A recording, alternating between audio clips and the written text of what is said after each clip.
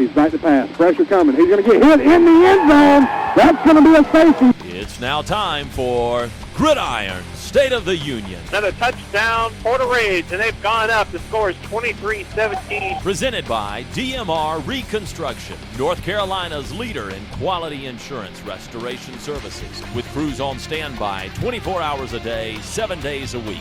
DMR Reconstruction has your restoration needs covered. Give them a call at 704-327-4028. He's going to hand it off to Byram. Byram on the right-hand side. He's going to be into the end zone. Touchdown, Monroe. Gridiron State of the Union is your insider's look each week into Union County High School football. Buckle fires one off, and it's into the end zone. Touchdown, Piedmont. Now we head into the DMR Reconstruction Studio and your host, Brian Stevenson.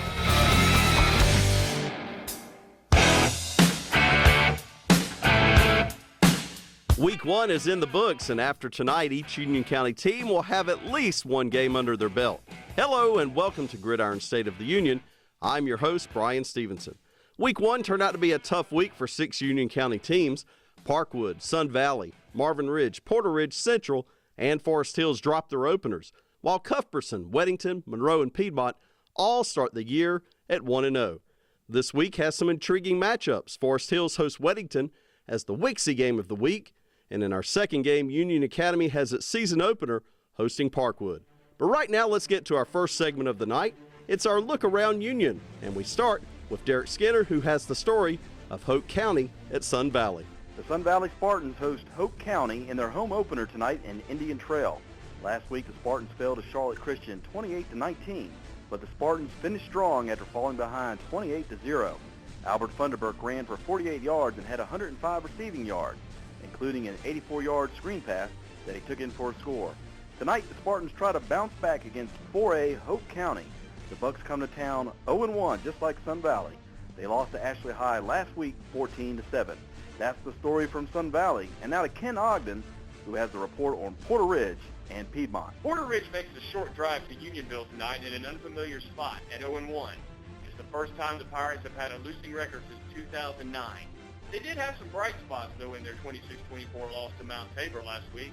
Standout Nick Bagnon had 16 solo tackles and caught 3 catches for 81 yards. Their opponent tonight doesn't get any easier. The Piedmont Panthers had a signature win under second-year coach Ron Massey last week. The Panthers hung 37 on Hickory Ridge in a 37-20 win. 6'7" junior quarterback Trent Helms had a strong showing, completing 10 of 19 passes for 211 yards. He also ran for 63 yards. The Panthers' home opener has the potential to be a good one tonight.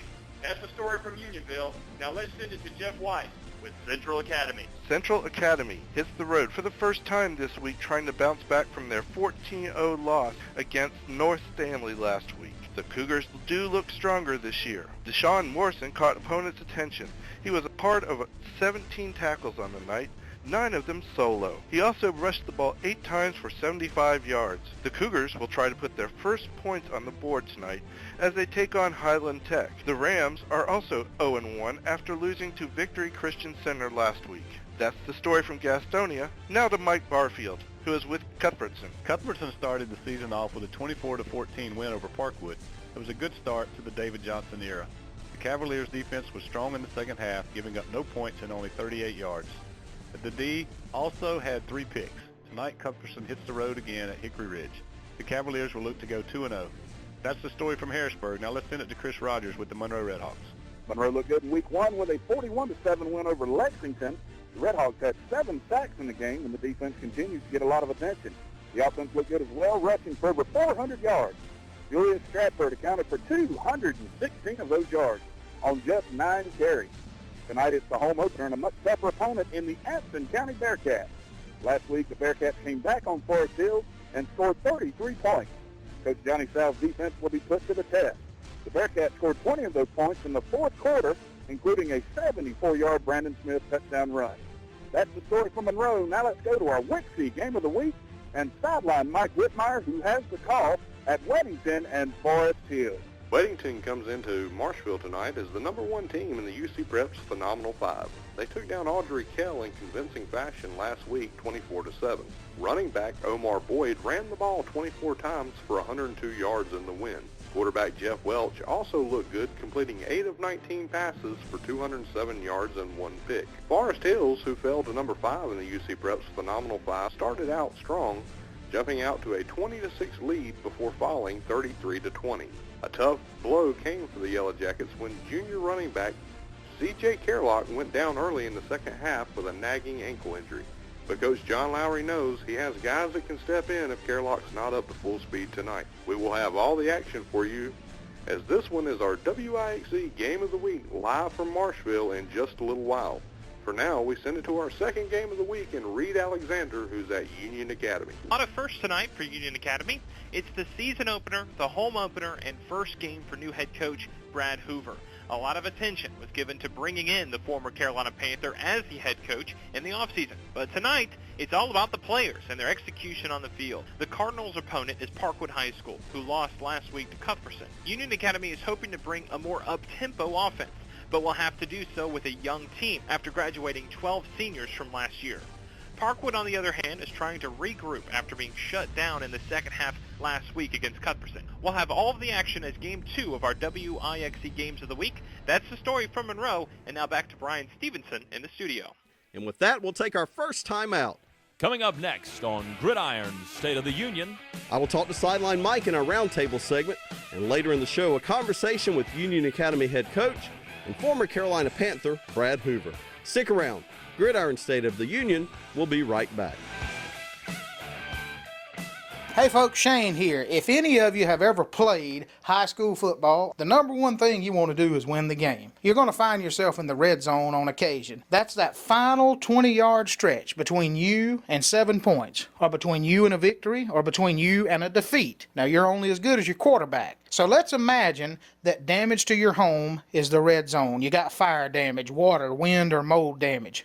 Who do you want on your team, and who do you want the quarterback to be? Well, the team you want is DMR Reconstruction. Tim Farmer is easily the quarterback you want calling the plays in this situation. Folks, they'll help you deal with the insurance adjusters. They'll take care of the damage. They'll fix it back to way better than it was before it ever even happened. It's DMR Reconstruction. Tim Farmer's your quarterback. They are the leader in the red zone. They'll take care of the problem. They'll help you deal with the insurance adjuster 24 hours a day. Call 704-327-4028. 327-4028. They're the proud sponsors of the Gridiron State of the Union on the Mighty 1190.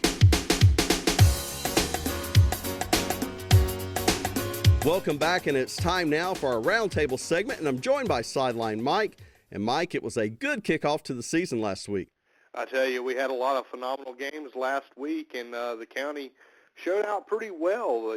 We did pretty good against some of the area teams, and looking forward to what Week 2 has in store. One of the big stories last week was Porter Ridge falling to Mount Tabor. Porter Ridge fell to Mount Tabor. It was a 26-24 ball game, very close game, and, it was one of those things that we said going in that would be a good measuring stick for Porter Ridge on the season. They hung with Mount Tabor at one point in time, actually had the lead late in the ball game, and I think you take a lot away from that. I think they're going to be ready for this Southwestern Conference that they're going to venture into here in just a few weeks. Let's talk about that Phenomenal 5, and if you're not checking that out on ucpreps.com, you need to go there. It's your one-stop shop for all things Union County High School football, and one of the great features is that Phenomenal 5 poll that you have in there each week. So let's take a look at who's in, who's out, starting with number 5. Well, number 5 is Forest Hills. They come down a couple of notches. Number 4 is Porter Ridge. Coming in at number 3 this week, newcomer Piedmont. Number 2 spot is Monroe, and the number 1 spot is Weddington. Those have pretty much stayed the same. Let's talk about Piedmont moving into the poll. I think they called a lot of attention not only for their win, but the fact that they scored 37 on the road. Well, it was a big win versus Hickory Ridge. It was 37-20 was the final score over there, and just a great ball game, a great showing for the Piedmont Panthers, and that's why they jump in this week. After Porter Ridge's defeat as well as Forest Hill's defeat, and Sun Valley falls out this week. Forest Hills drops to number 5. Let's talk about the key early season game tonight for the Jackets. They have a real chance of starting 0-2 if they don't have a solid effort against Weddington. Well, I was getting updates in the ball game last week between Anson and Forest Hills. Anson ends up pulling that one out 33-20. But throughout the ball game, Forest Hills was right there. It was in grasp until the very last of the ball game.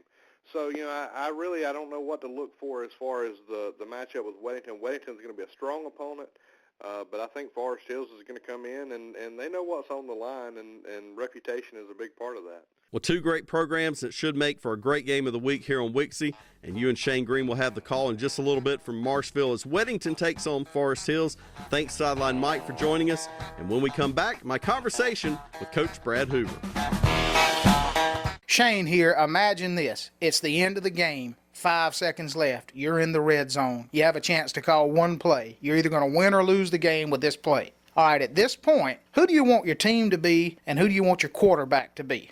Imagine the red zone is damage to your home. Fire, water, wind, or mold damage. You want DMR Reconstruction as your team, and you want Tim Farmer as your quarterback because he has a darn near perfect completion ratio when he's in the red zone. Folks, they'll call the right play every time. They'll come in, they'll take care of the problem, they'll help you deal with the insurance adjusters, and your home is going to look better than it ever has before. So if you're in the red zone with your home, and it's fire, water, wind, or mold damage, you need the team that can win the game. It's DMR Reconstruction. 704-327-4028, 327-4028. Available 24 hours a day, 7 days a week. They're the proud exclusive sponsor of the Gridiron State of the Union on the mighty 1190. We now return to the DMR Reconstruction Studio with your host, Brian Stevenson. Welcome back to Gridiron State of the Union. It's our Coach's Corner segment now, and I'm with Coach Brad Hoover of Union Academy. And, Coach, you came in with a lot of fanfare. Everybody, of course, knows you from your Panther days, but now it's down to high school football. Tell me how it's been since you came on board. It's definitely an adjustment. I mean, going from the pro level down to the high school level is definitely an adjustment. But the high school level is the most pure form of football you're ever going to play. And they play because of the love of the game, and that's what really attracted me to high school football. I remember my days growing up and trying to share all these experiences with these kids and coach them to do on the field is definitely exciting for me. We were open last week, so our first audition is this week, and very excited about me coaching and my kids playing on the field. Tell me about the type of offense we're going to see from Union Academy this year. I know you had talked about a little more up-tempo style. I would definitely be a little more up-tempo. We'll be, against my probably wishings and my beliefs, will be a spread offense, and we'll throw in a little bit of two-back in there as a change of pace.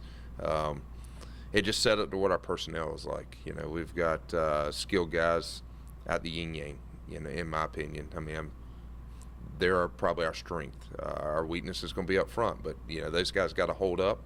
We'd be sufficient at that and make it happen. And you guys lost a lot of players from graduation last year. You come in and take a look at the depth chart and you say, oh, I had this, but tell me about how you adjust as you bring guys up and grow them up in the varsity level. It's definitely, I don't want to say it's a rebuilding year, but when you lose that many seniors and especially that many seniors that contributed on a big basis, it's hard to regroup. But still got a lot of guys that have really stepped up and assumed new roles on this team, and those are the guys we're relying on. And we have a lot of young guys too, so they've got to learn at a quick pace. And some of those guys we're relying on to step in, and it's really how the job's wide open for them, and it's how they step in those positions what's going to define them. Let's talk about that competition tonight, of course, going up against Parkwood. They fell last week. I'm sure you've seen that game and looked at a lot of tape. Talk about tonight's game and what you see in Parkwood as you go up against them. Well, I definitely respect Coach Coble over there at Parkwood. I think their program's on the rise.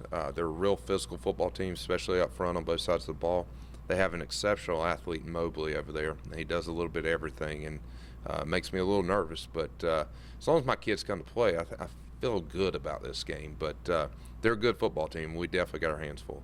Thanks to Coach Brad Hoover for spending a little time with us here on Gridiron State of the Union. Time for Extra Points. First tonight, there is still a lot of excitement in the air as a lot of teams and communities have their first home games. So if you're on your way to the game tonight, have a great time. And my final extra point is Forest Hills does have a tough game tonight against Weddington, and a loss would drop them to 0-2. But no matter if they win or lose, Coach Lowry always schedules tough games at the beginning of the season, and you can bet by playoff time, they will be playing their best football. And with that, we are all out of time. Thanks to my guests tonight, and thank you for tuning in to Gridiron State of the Union. Stick around tonight for Weddington at Forest Hills live on 1190, and after that, we bring you Parkwood at Union Academy. We have examined the State of the Union, and I can report it is good. Good night, everybody.